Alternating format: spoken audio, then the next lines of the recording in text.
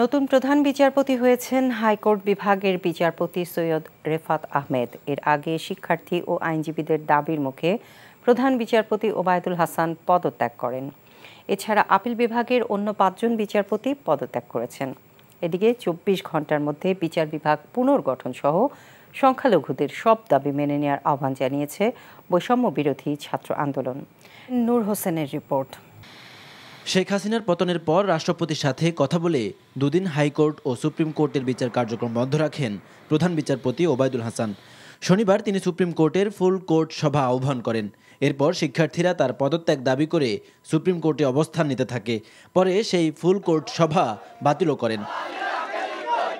কিন্তু প্রধান বিচারপতি হিসেবে পদত্যাগ করতে গড়িমসি করায় আদালত প্রাঙ্গণে অবস্থান নিয়ে আন্দোলন করতে থাকে শিক্ষার্থীরা। এমনকি শনিবার দুপুর ১টার মধ্যে পদত্যাগের সময়সীমাও বেঁধে দেয়। দুপুর ১টার আগেই পদত্যাগের সিদ্ধান্ত নেন প্রধান বিচারপতি। পরে তার পদত্যাগপত্র আইন মন্ত্রণালয়ে পাঠানো হয়।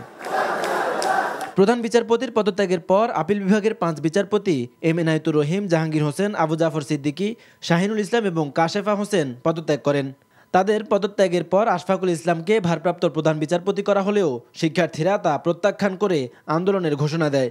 বৈষম্যবিরোধী ছাত্র আন্দোলনের দাবি আমলে নিয়ে পরে সৈয়দ রেফাত আহমেদকে প্রধান বিচারপতি করে প্রজ্ঞাপন জারি করে আইন মন্ত্রণালয়। বিচারপতিদের পদত্যাগের পর দ্রুত যাতে বিচারালয়ের বিচার কাজ শুরু করা যায় সেই পদক্ষেপ নেওয়ার কথা জানান রাষ্ট্রের প্রধান আইন কর্মকর্তা। যদি আইন উপদেষ্টা জানিয়ে থাকে নিশ্চয়ই এটা ভালো, এবং ইতিমধ্যেই হয়তো উনি পদত্যাগ করেছেন এবং এটাকে স্বাগতম জানিয়েছেন। যদি এটা করে থাকেন, আমি একটু আগে যেটা বললাম, নিশ্চয়ই মহামান্য রাষ্ট্রপতির সাথে কথা বলে মাননীয় প্রধান বিচারপতি ওনার মনে করেছেন যে আমার প্রতি যেহেতু আস্থা নাই, তাহলে আমার থাকারও দরকার নেই। এদিকে সর্বোচ্চ আদালত ছাড়াও ২৪ ঘন্টার মধ্যে পুলিশ বাহিনী পুনর্গঠন ও সংখ্যালঘুদের সব দাবি মেনে নেওয়ার আহ্বান জানিয়েছে বৈষম্য বিরোধী ছাত্র আন্দোলন। গত ১৬ বছরে যারা আওয়ামী রাজিমকে সার্ভ করেছে তাদের মধ্যে থেকে কেউ এই রাষ্ট্রীয় সাংবিধানিক কোন প্রতিষ্ঠানের আশেপাশে তাদেরকে আমরা ঢুকতে দিব না।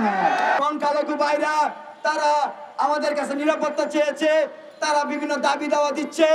আমরা এই নতুন সরকারকে আহ্বান করছি, ছাত্র নাগরিকের পক্ষ থেকে আহ্বান করছি, আপনারা তাদের ন্যায্য দাবিগুলো অনতিবিলম্বে মেনে নিন। নূর হোসেন, এনটিভি নিউজ, ঢাকা।